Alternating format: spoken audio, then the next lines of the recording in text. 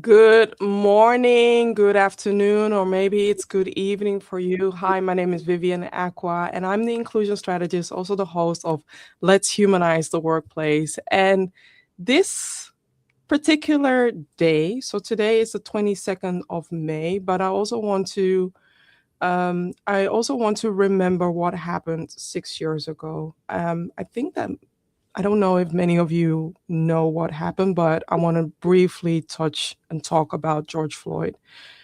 I want to respect and honor the family members of George Floyd, but I also want to honor and respect that what happened after the death of George Floyd, and also so many companies making a commitment regarding diversity, equity, and inclusion, and fast forwarding today.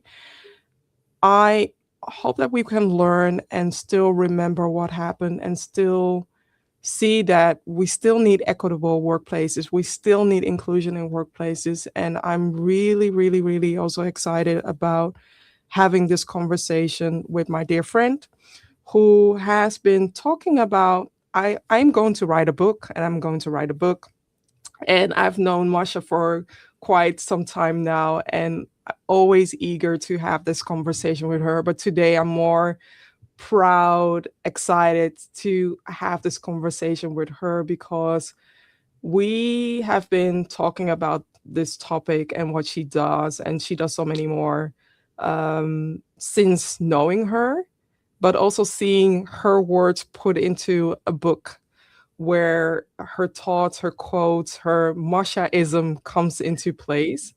It's funny, it's exciting, it's proud. I am sitting here like a proud auntie, a proud sister who can finally have this interview with her. So, for those of you who don't know Masha, I need to properly introduce her because um, it might be that you are joining me for the first time or for maybe for a couple of times, but never have seen Masha on the show before. So I'm going to introduce her. Masha Goddard, Dr. Marcia Goddard, is a leading neuroscientist and also psychologist, specializing in sustainable high performance. And she is the founder and CEO of Brain Matters. And Masha and her team translates neuroscience. And I want to emphasize on translating into making it more accessible into practical strategies that drive individual and collective performance. Her work spans to leadership and team development, culture diagnostics, and executive coaching. She is a sought out advisor and coach to senior leaders in Formula One, where marginal gains and resilience make difference and between winning and losing.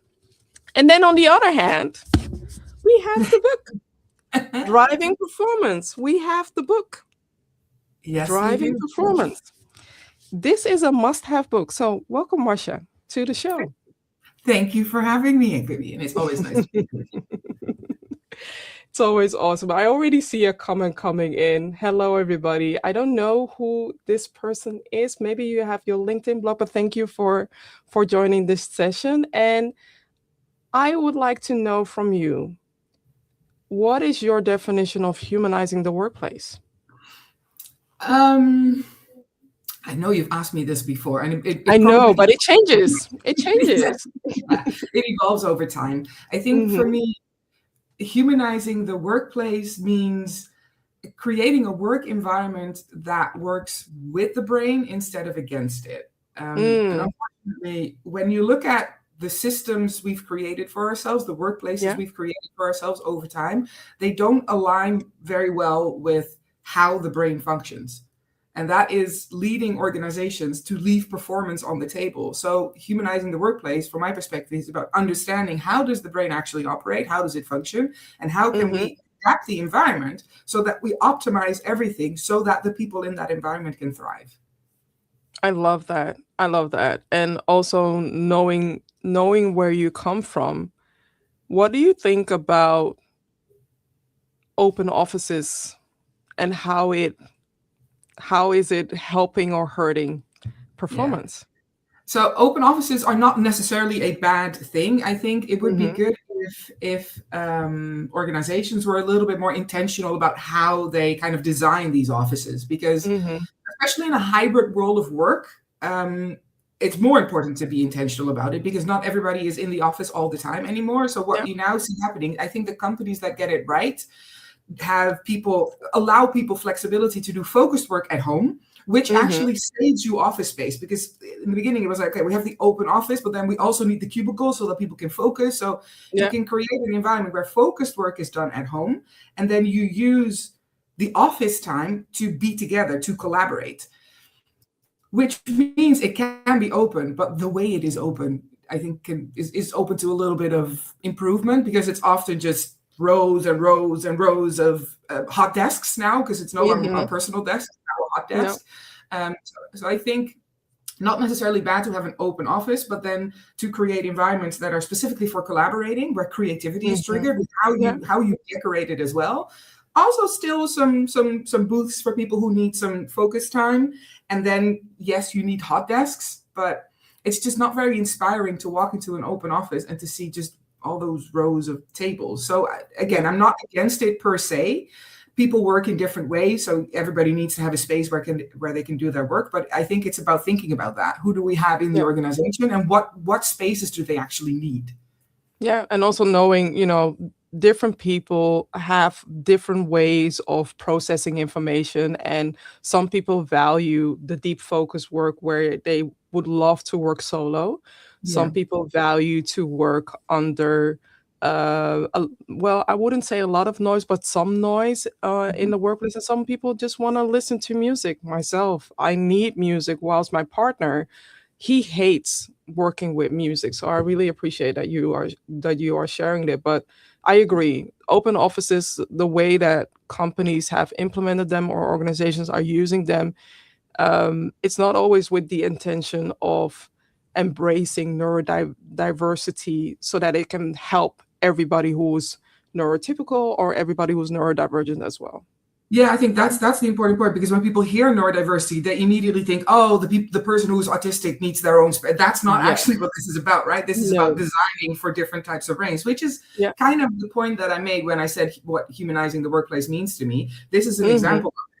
Keep the brain in mind when you design the environment in which you work. Keep the brain in mind.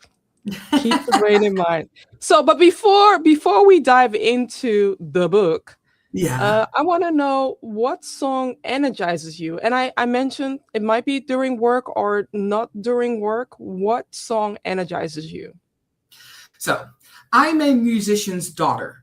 So it's always terrible to get this question, because I grew up with so much music around me all the time, so much different types of music as well. However, this time I do have an answer, because I watched Michael.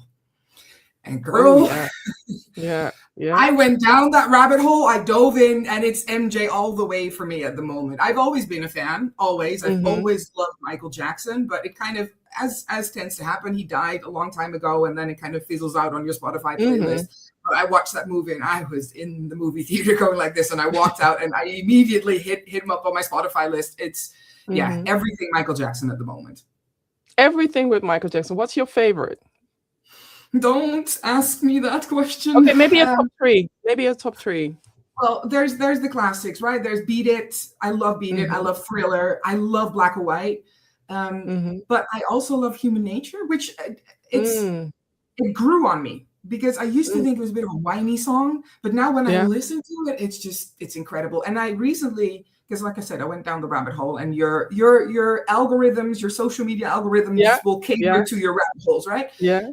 So I recently came across, I think it was on Instagram, a couple of posts actually, by people sharing the last recording that Michael did. And I think it's called Remember What I Told You. It's a demo. It wasn't released because he died. It's hauntingly beautiful. He uses his very soft spoken voice in it, and it's beautiful. And like I said, it's called Remember What I Told You. It's not a song that energizes me at all. It actually makes me very, very sad. But it is a beautiful song. So I cannot even give you a top three. He has so many good songs. I think it depends. He does. And I know that all the people involved are going to love what's happening with Michael right now at the moment. And also, I'm grateful that there is a generation that is still remembering him and understanding where he comes from. And also, I haven't seen the movie yet. I haven't found the time Oh, you to should. watch the movie. But Michael, yeah, Michael Jackson is Michael Jackson. I cannot do He wrong. deserves his moment because they Yeah, broke him when he was alive, and he deserves his moment now. true, true. But coming back to your book, Yes. Driving Performance. I want to know who or what. I mean, I know a little bit about Formula One. I mean, look at her background, but who or what I built those actually myself inspired you? together with my husband. These are Legos. Okay, my husband built most of them, but I built the Yeah. Red Bull. Who or what inspired you to write your book? Well, I think generally speaking, I love science communication. So I do a lot of keynotes and panels and stuff like that because I love sharing about science. But with the work that I do, kind of two things collided. I had spent years watching clients, organizations struggle with the same problems: poor psychological safety or blame cultures, people who were disengaged, meetings that were just not done very well. And that's all fixable. That's all, like, if you use the neuroscience, like I said, if you design a work environment with the brain in mind, that's fixable. At the same time, I was spending a lot of time with Formula One teams and seeing those same concepts being applied at extraordinary levels of performance. And I thought, if we can bridge this gap, if maybe I can show people what teams operating at the absolute limit of human performance, what that looks like, and then explain the neuroscience underneath it, then maybe everyone will stop treating the soft stuff as optional. Because this is the performance edge. Things like these, like psychological safety, autonomy, trust, all of those things, those are the performance edge that will really help to drive that sustainable high performance. So that's why I did it. Yeah, and I remember also, I have reframed your book basically as the 10 commandments for driving performance. And one of the commandments, very early in one of the commandments, I think in your top 3, psychological safety comes there. Is there, I can understand that you have shared a list of your chapters in the way of importance. Is that the case? And if so, why? No, it wasn't. So the lesson starts with clear communication, and psychological safety is more towards the end. So it's not in order of importance.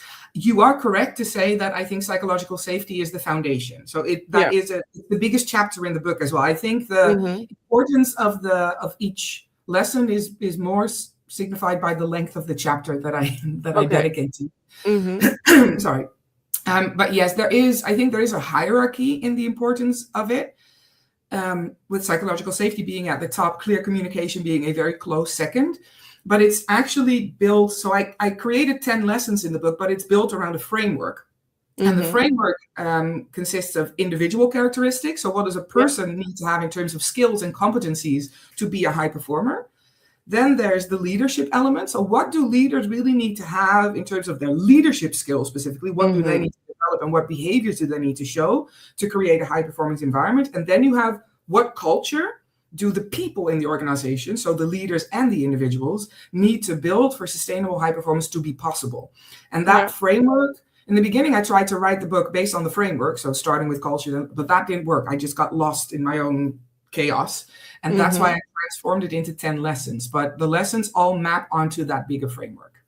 That's amazing. And speaking of the lessons, I think that some people want to know. So I'm gonna read them out loud, right? So that everybody knows about the lessons. The foundation of neuroscience for change and resilience. So yes, chapter 1 is about clear communication. Chapter 2 is about a no blame philosophy. Chapter 3 is about shared purpose and effective goal setting. How it fuels intrinsic motivations. Chapter 4, openness to alternative perspectives powers high quality decision making. Chapter 5 is about autonomy over hierarchy. Chapter 6 is about trust and control. 7 is psychological safety, how it ignites team performance. Chapter 8, talent gets you noticed, drive keeps you going. Chapter 9, you talk about neuroplasticity and how it can build towards individual high performance. And then chapter 10 is AI. Yep. So those of you who are interested, driving performance. Thank you for the plug. Yeah, exactly. And you share what is your favorite, or do you have a list of favorite that you want leaders to tap into?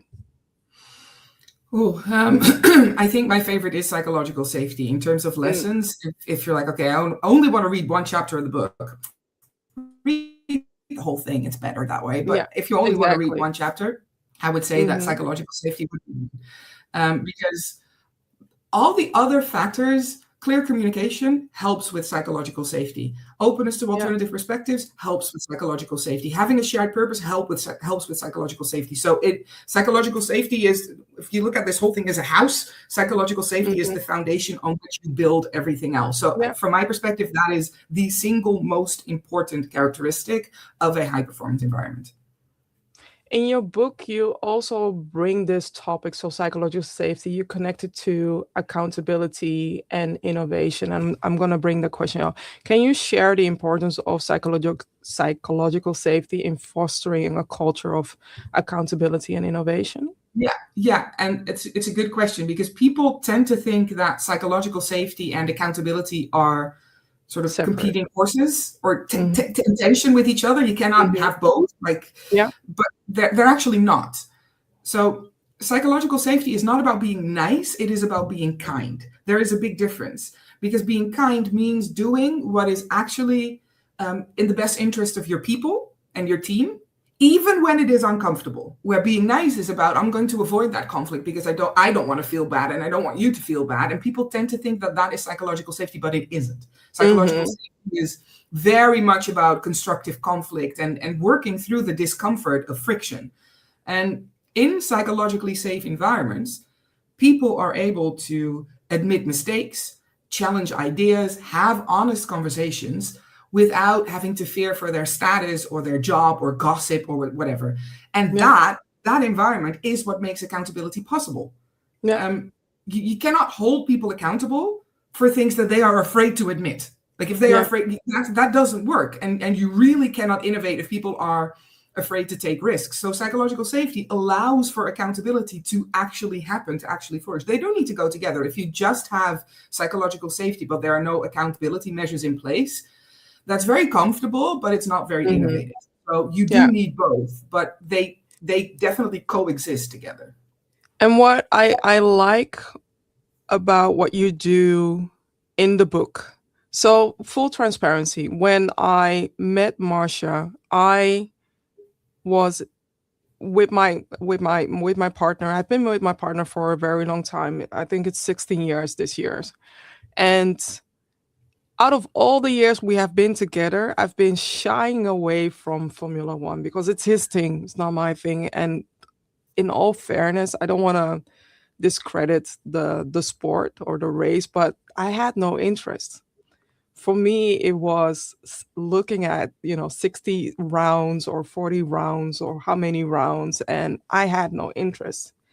Here comes Marcia sharing little things about Formula One, and definitely in his book, what I love is that you talk about a topic, but you also immediately share valuable Formula One practices, but also valuable Formula One stories where people can immediately look up and see the direct impact of what psychological safety can do if you implement it well, right? So she shares stories about Max Verstappen, about Lewis as well, Lewis Hamilton. She also shares story, and this is an interesting thing because I didn't know about Ferrari and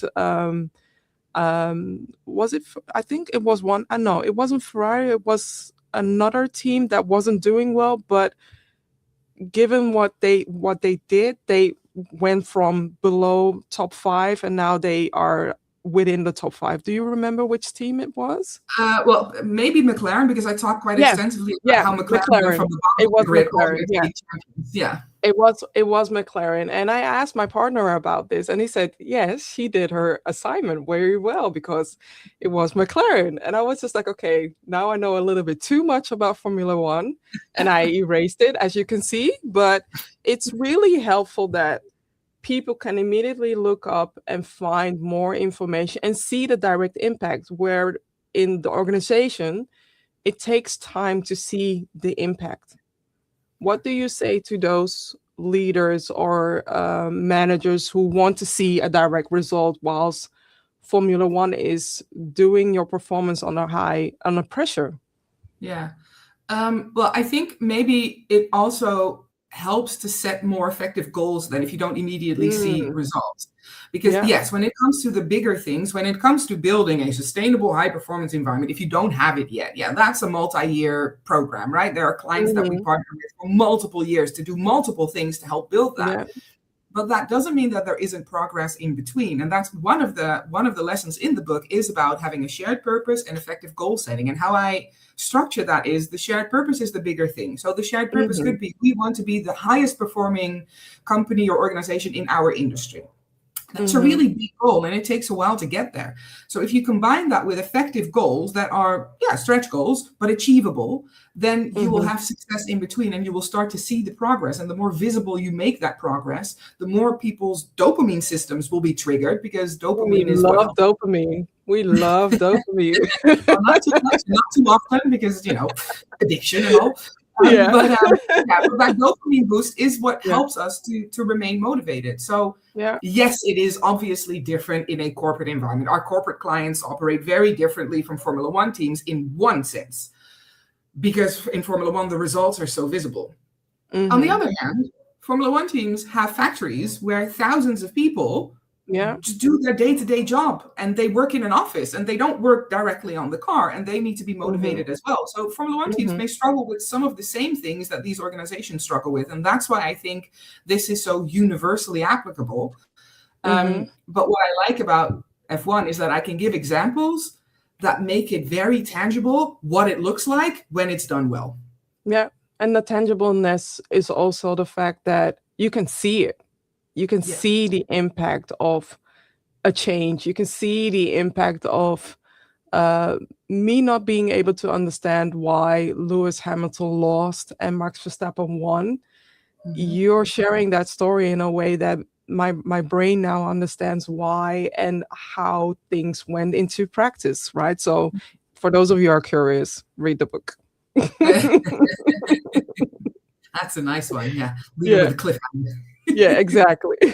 So we are in a stage where so many people are pointing their fingers towards leaders, or leaders are pointing their fingers towards their team members. And then comes your concept of the no blame culture. How does the concept of the no blame culture contribute to faster learning, innovation, as seen in the high performance environments like Formula One? Yeah. So there's a quote I use in the book. I'm not gonna lie, I found it online, and it says it's a Chinese proverb, and I have to believe that because I can't read Chinese. So this is an assumption on my part. If I am incorrect, Chinese people, please correct me, but this is how it is in the book right now. And the proverb is, who blames others has a long way to go. Who blames themselves is halfway there. Who blames no one has arrived. That kind of describes what the no blame philosophy is. And the neuroscience backs up that proverb completely, because when people fear blame, their brain switches into threat mode. And that's where the amygdala, this is a brain area in the middle of our brains, it hijacks the prefrontal cortex, which is right here behind our foreheads. And you get defensiveness, you get people hiding mistakes, you get people playing it safe. And that's the opposite of what you need for learning and for innovation. So if you're able to transform that into a no blame culture, then the brains of the people on those teams stays in problem solving mode, no matter what the challenge is. And that means that when mistakes are made, they get examined, but not punished. So it's attack the problem, not the person.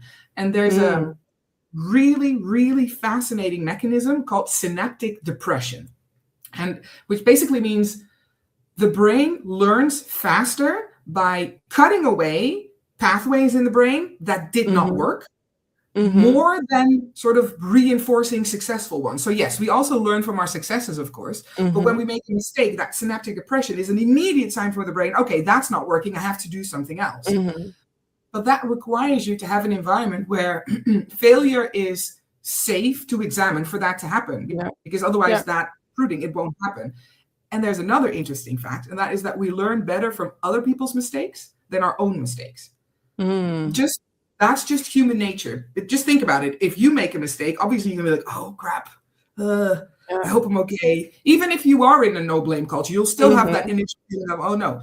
Whereas if someone else makes a mistake, you don't have that threatening feeling. But if mistakes are shared openly, you can still learn from them. But for that to happen, you do need people to be comfortable sharing their mistakes. And that's where the novel philosophy helps. Yeah, I love that. Thank you for sharing that. And you talked about emotions in your book, but also right now when your amygdala is taking over, when you're going through something, emotions come into play, right? Yeah. In your book, you dedicate a specific chapter to emotion. What role does emotion regulation come into play in high performance environments, and how can it be developed? So this is in the chapter about neuroplasticity, because emotion regulation is simply a skill. It is a skill that you can develop with practice and with effort. Emotion regulation is probably one of the most underestimated performance skills in any high pressure environment, because it contains the word emotion, so it must be soft. It really isn't. Emotion regulation is your brain's ability to influence how you experience and how you express emotions. What I always say is, if you cannot regulate your emotions under pressure, then those emotions are going to set your performance ceiling. You will never be able to outperform your own emotions. You mentioned Max Verstappen and Lewis Hamilton. What I love about drivers like that is they're almost like case studies in how to get this right. They don't suppress the emotions, because that's not emotion regulation. Is not I hear them. They are vocal, and you can hear it on the radio, and but they do channel their emotions. So, for example, Max Verstappen in Brazil in 2024, he had just really crappy race. Not a crappy race, sorry, very, very good race actually, but the weekend was terrible. Like, there were lots of issues and stewarding decisions that went against him, and it was a whole bunch of stuff that he had to deal with. That maybe even in his earlier days, because Max grew up in the public eye, and in his earlier days, maybe that would have led to a different reaction in him. But that race, he took that anger that he felt, and you could see the anger, because he was doing interviews and he was like, I don't even want to talk about it, flapping his arms around. Like, you could see he was really upset. But he used that anger, and then he turned it into one of the best drives I have ever seen. And that's because he had his amygdala, which was going, but the prefrontal cortex stayed in charge. That connection between the amygdala and the prefrontal cortex, that's trainable. There are techniques like cognitive reappraisal, which means that you basically sort of reassess situations to say, okay, this interpretation that I have, is this realistic, or is there a more realistic, more neutral interpretation? Mindfulness. As much as people think that is about, meditation and saying om and not speaking, mindfulness is many different things. It's many different things. I talk about it in the book as well. And it is an evidence-based way to create stronger connections between the emotion centers of the brain and the prefrontal cortex. There's visualization. There's even regular exercise. All build that capacity. So emotion regulation, your brain is like a muscle. So if you train it, you will have it. I think also you mentioned that cooking can also be very mindful, right? In the book, I thought that I caught something. Not for me. Yeah, not for me. I get incredibly stressed when I have to cook. But yes, I do mention it in the book, that cooking can be a mindful exercise for people who actually enjoy it. And I think actually that's a good point that you make there. Because a lot of people think, okay, if I do mindfulness, I have to meditate. So they sit and they're like, why is this not working? I'm so not relaxed right now. And then you get really frustrated. And then that's the opposite of what you want to achieve. So no, you don't have to meditate. You can cook. You can go for a walk. You can stare out the window. There's even driving a Formula 1 car at maximum speed can be mindful. You can say that. You can say that. You did that. Yeah, I didn't drive, but I was a passenger with Charles Leclerc. I was, yes. Which I have said many times before, I will brag about until the day that I die. Please do. Please do. Yeah. But even driving a Formula 1 car, if it is something that you have to be a Formula 1 driver to be able to do that well, of course. Mm-hmm. But for them, that can be mindful as well, because they are in the moment. They are not focused on anything else. It's mindfulness is a state. It's not an activity. It is a state that you get into using different methods. Yeah, definitely. I want to say hi because Kim is saying good morning. Good morning, Kim. Thank you for joining. And I want to challenge you a little bit because you have seen all my questions, but maybe there is something that you would love to share with us, a scoop or something else that you want to share related to this topic and your book. A scoop from the book, you mean? Yeah. That is a challenge because, I read my book and I read it again and then I read it again and again, but I've now read it so many times. I don't think there are any, to be honest, maybe that's what I want to share about this. I actually don't think that there are things in the book, aside from the neuroscience, obviously that's not everybody is a neuroscientist, so they might find some new things in there that they didn't know before. But on the whole, I think the lessons from the book will probably not be a massive surprise to anybody. Yeah. I'm not inventing the wheel. What I've done is I've looked very carefully at organizations and I've highlighted these are the things that work. But I hope that when people read the book, they will have mostly recognition of, actually that makes a lot of sense. It makes sense. Well. Yeah, I hope that there's nothing in there that they think, oh, I've never been exposed. I have no idea what this is. So on the one hand, I hope that it will be universally recognizable for people and that they think, I kind of already knew that. But then the layer that I added on top of it, which I hope that people will get something from, is this is how you make it practical. So the book is not just about explaining this is what it is and this is the neuroscience behind it. It is also, okay, now that you know that, what do you actually do? Every single chapter, every lesson has a checklist that people can use and practical tips at the end of each chapter so that you can start putting it in practice, because that's often the part that is missing when it comes to theories and stuff. It's like a whole bunch of leadership theories, but what do I actually do with all of this information? So maybe the scoop is that this book will help you not just understand, but also put it in practice.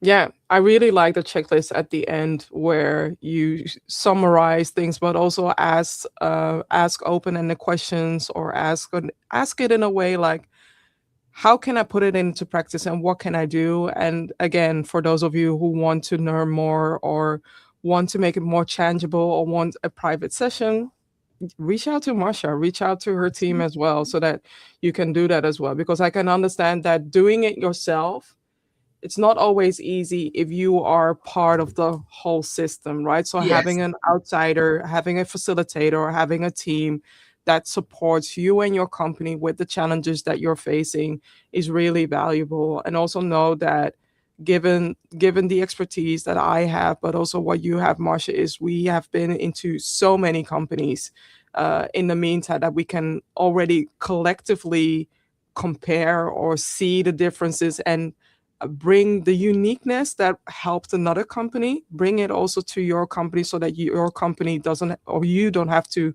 invent the wheel yourself as well.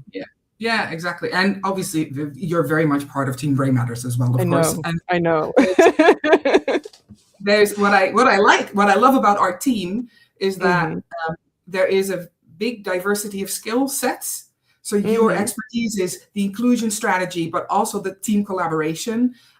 We have Romy, who is very much into like the psychological safety. I'm the neuroscience and the sort of the generalist, but it's about figuring out as an organization, and that is not to say everybody should work with Brain Matters. I would love for them to, contact us, of course, but that's not. They should. They should. Those who are watching, those who are listening should. Yeah. I'm saying it. You're not saying it. I'm saying it. I appreciate that, but that's actually not what my comment is about. It is more about figuring out as a team, as an organization, what do we need, and then start looking for that expertise instead of saying, okay, I feel like we have a culture problem, so we're just going to buy a training and that should fix it. It's about thinking a little bit more intentionally about what is actually going on here and which type of expertise can help us bridge the gap between where we are and where we want to be. Yeah. Yeah.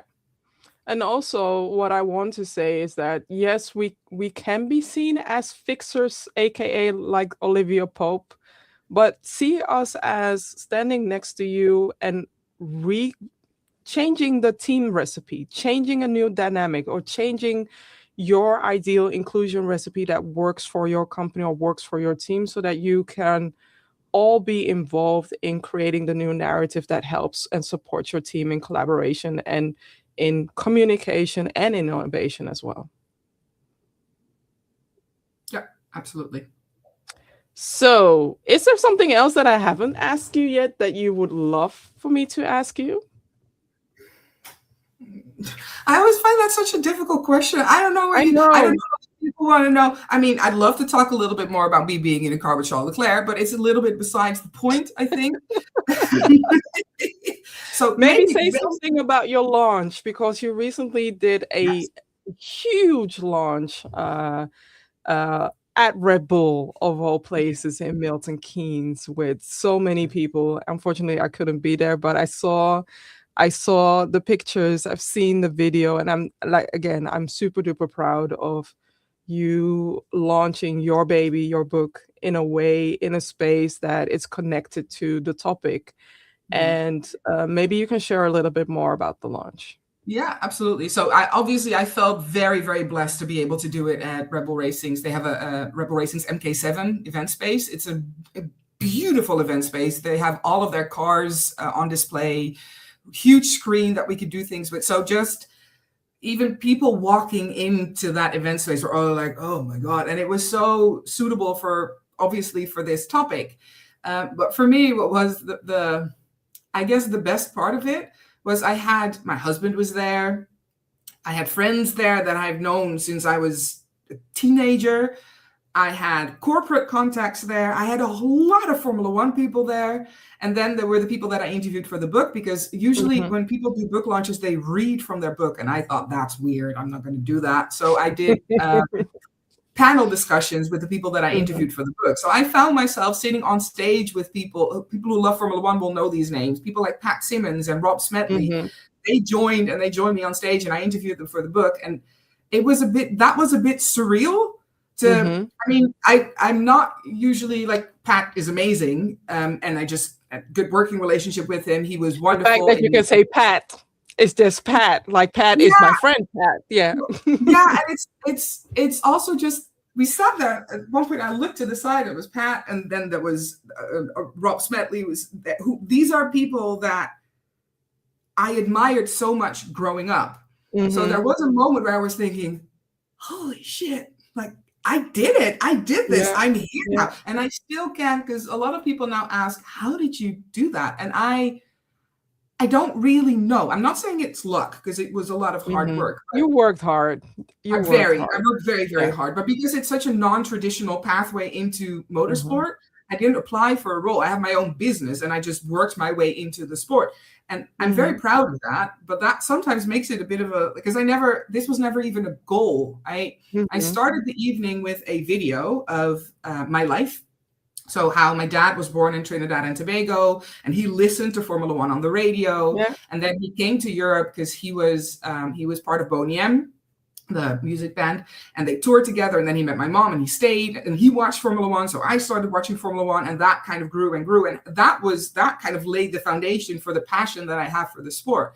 And that video kind of showed my entire life story, which was cool, because I knew that presenting the book, I did not just want to present the book. I also want to present myself. It's also about the author, right? But I didn't want to sit on a stage and talk about all of that. So the PR team that I work with, Diagonal Comms, they created this great video based on pictures and videos from my childhood. And I did a voiceover of my whole career. And there was one moment when, because I'm not ever nervous for stage things. I love being on stage, and I'm always fine. So when we started, I sat down, I was fine. And then the video started, and then it hit me. Pat Simmons is going to see baby photos and drunk photos of me in about 10 seconds. And that's when I got a little, oh God, okay, this is really happening. But then I thought, okay, embrace it. It's happening. Yeah. Let's go. You're human. You're human. Exactly. You're human. And it went over really well. Like it was, I Yeah. think I'm the type of person that likes to keep things a bit lighthearted. Even when the topic is serious, I don't shy away from seriousness, but I think having a lighthearted approach to it also helps. So I talked about how we grew up with no money and stuff like that, but but then there's also humor in there, and it went really well. So I'm very, very proud, not just of the video, but of the launch of the book, of everything, and incredibly grateful that so many people were there to support. Yeah, it was crazy. It was a mixture of so many different types of people from different areas of my life. So I had a wonderful time. I'm sorry that it's over, really. I'd love to do it again. Amazing. Amazing. Okay. In your book, you talk about the Achilles heel, and I was immediately drawn into this sentence, like meetings are many organizations' Achilles heel. Can you share why you're sharing? I know, but can you share why you're talking about this? Because it's true. And because nobody wants to say it out loud. I started Brain Matters 10 years ago. And over the past decade, I have sat in, because we do a lot of embedding with organizations where we sit in with meetings and we do observations and stuff like that. So I have sat in on hundreds of meetings across organizations of every size. And the pattern is surprisingly consistent. People arrive to meetings unprepared. The agenda, if there is one, gets abandoned immediately. Voices in the room go unheard. And everybody leaves the meeting no better informed than when they walked in. Sometimes even worse. Sometimes they're more confused than when they walked in. And, so meetings are where culture becomes visible. If your meetings are chaotic and unstructured, that tells you something about how communication and decision-making work across the rest of your organization. And from a neuroscience perspective, it is also damaging because our brains need clarity and predictability. And having a chaotic meeting is a threat signal. So if you fix your meetings, more intentional and structured about your meetings, then you're going to start to fix more than you actually realize that you are fixing. That is, seeing things from that perspective, and also reading the book, it made sense why certain meetings were draining my energy and certain meetings were energizing, right? So it made a lot of sense. Now I'm gonna tap into a topic that I have claimed as the boob quote, and people stay with me because I'm going to read it out loud so that you can understand why I have claimed it that way. So there is, in your chapter, one of the early chapters, you talk about DEI. You also talk about, and I appreciate that you talk about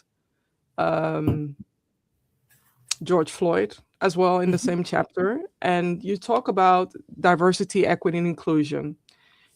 The following quote is being said: diversity, equity, and inclusion from high performance perspectives start with being open to alternative perspectives that differ from yours. It is about understanding the value of women is in their brains, not their boobs. And the value of people of color is in their skills, not their skin tones. Can you share more about this? Yes, I can.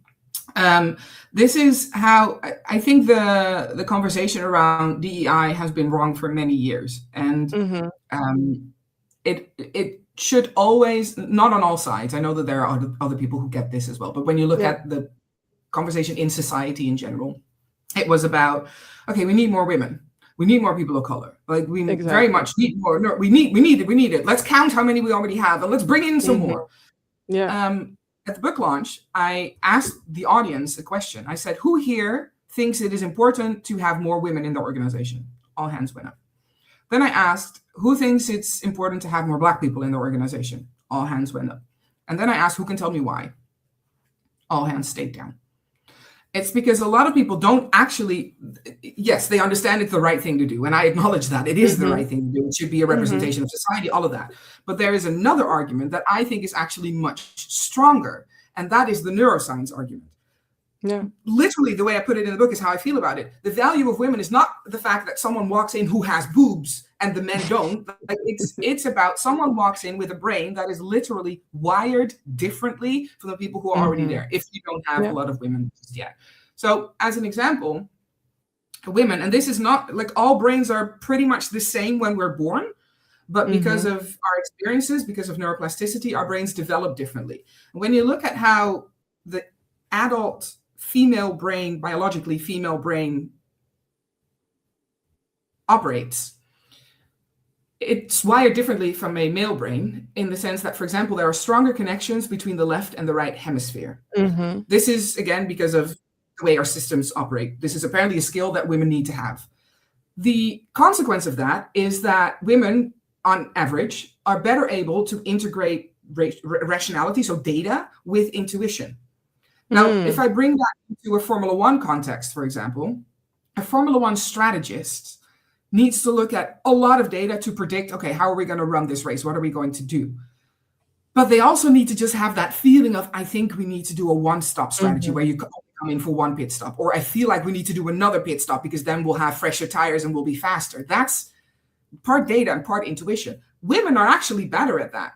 There's a corporate equivalent to it as well. Anyone who works in professional services and has to sort of deal with clients and figure out what are the needs, what's the strategy that we're going to use to help this client. Again, you have a lot of data at your disposal, but you also need intuition to figure out what is the narrative around this data and what are we going to do with it. That is a specific skill that, because of the way the brain has developed over time, women are better at.